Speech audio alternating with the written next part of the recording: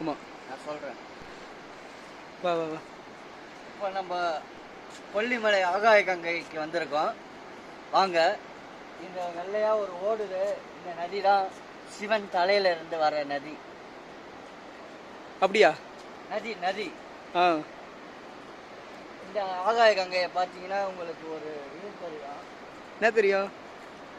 இமயமலையில இருந்து கனெக்ஷன் ஆகி அப்படியே இந்த கொல்லிமலை வழியா வந்து நமக்கு வந்து காட்சி தருது இந்த நதி.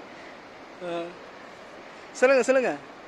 இன்னும் சொல்லணும்னா அதை குளிச்சோம்னா நிறைய ஒரு 10 வயசு குறைஞ்ச மாதிரி ஆகிடும் உங்களுக்கு. அப்போ நீ குழந்தையாருவியா? இல்லை, அது வந்து இப்போ எனக்கு 30 வயசு ஆகுது. 20 வயசு பையன் மாரி ஆகிடுவேன் நான்.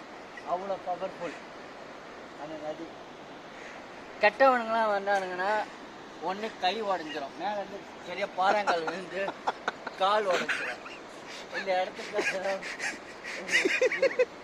உண்மையில போயிட்டாரு பார்த்து போ.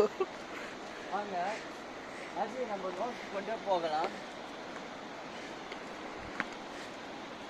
தண்ணி அடிச்சுட்டு வந்தானா, தண்ணி அடிச்சுட்டு இந்த நதியில் வந்து குளிச்சானா அப்படியே நதியோடு போயிடுவான்.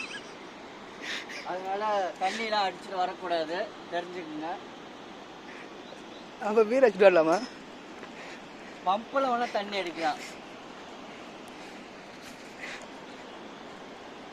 இதெல்லாம் பார்த்தீங்கன்னா அழகு தாவரங்கள்லாம் வளருது. நம்ம ஊரில் ஒரு முளம் 30 ரூபான்னுவாங்க. இங்கெல்லாம் முளமே 30 ரூபா கிடையாது, சும்மா எடுத்துகிட்டு போப்பான்னுவாங்க. சும்மா காமெடி.